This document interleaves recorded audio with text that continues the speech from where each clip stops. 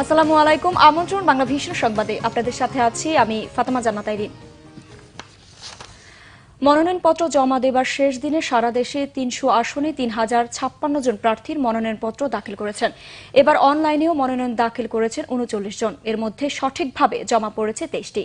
রাতে রাজধানীর আগারগাঁওয়ে নির্বাচন ভবনে প্রেস ব্রিফিংয়ে নির্বাচন কমিশন সচিব হেলাল উদ্দিন আহমেদ জানান, ৩,০৫৬টি মনোনয়নপত্রের মধ্যে ঢাকা বিভাগে ৭০৮টি, চট্টগ্রাম বিভাগে ৬৮৮টি, রংপুরে ৩৬১টি, রাজশাহীতে ৩৫৩টি, খুলনায় ৩৫১টি, বরিশালে ১৮২টি, ময়মনসিংহে ২৩৬টি এবং সিলেটে ১৭৭টি মনোনয়নপত্র জমা পড়েছে।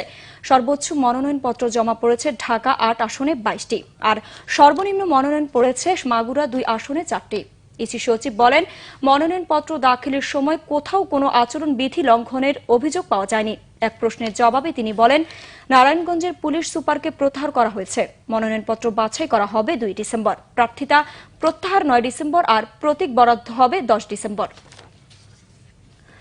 এবার আন্তর্জাতিক অঙ্গনের খবর। ব্রেক্সিট বাস্তবায়নের প্রক্রিয়ায় দলমত নির্বিশেষে একমত হতে না পারলে যুক্তরাজ্যে অর্থনৈতিক মন্দা শুরুর সতর্কতা দিয়েছে ব্যাংক অব ইংল্যান্ড।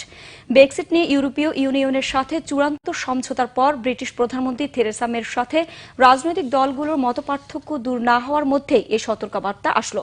গবেষণা প্রতিবেদনের ভিত্তিতে ব্যাংক অব ইংল্যান্ডের গভর্নর জানান, ব্রিটিশ মুদ্রা পাউন্ডের দরপতন হতে পারে ২৫% পর্যন্ত। সেই সাথে আগামী বছর অর্থনৈতিক প্রবৃদ্ধি কমবে 8%-এর কাছাকাছি।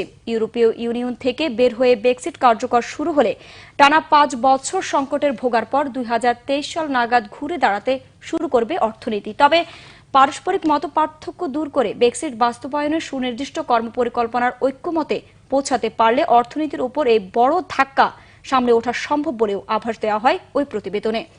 সব ঠিক থাকলে আগামী বছরের 29 মার্চ ইইউ থেকে প্রস্থান বা ব্রেক্সিট কার্যকর হবে। আফগানিস্তানের রাজধানী কাবুল ও হেলমান্দ প্রদেশে আলাদা হামলায় 16 তালেবান জঙ্গি সহ অন্তত 42 জন নিহত হয়েছে, আহত হয়েছে 18 জন।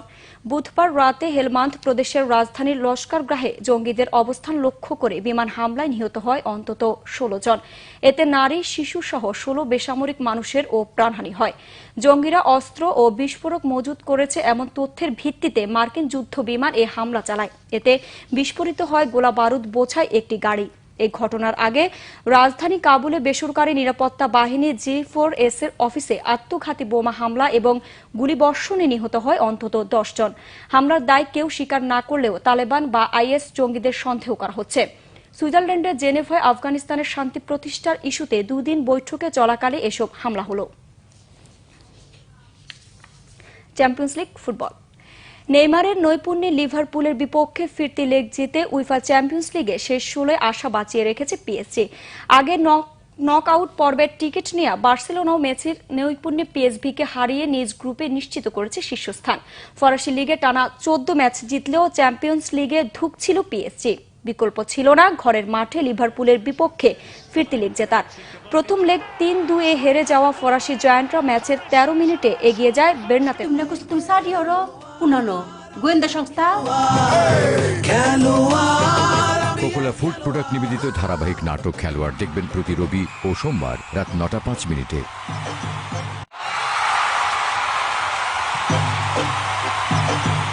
সুপ্রিয় দর্শক, অল্পক্ষণের মধ্যেই খেলা শুরু হবে। এই খেলা খেলুম আমি, মীর বরকত কত বড় প্লেয়ার আমি দেখা। কোকোলা ফুড প্রোডাক্ট নিবেদিত ধারাবাহিক নাটক খেলোয়াড়, রচনা পরিচালনা মাসুদ সেজান। গোলাম সারোয়ার আমাদের বিরুদ্ধে যে খেলায় খেলতে আসুক না কেন।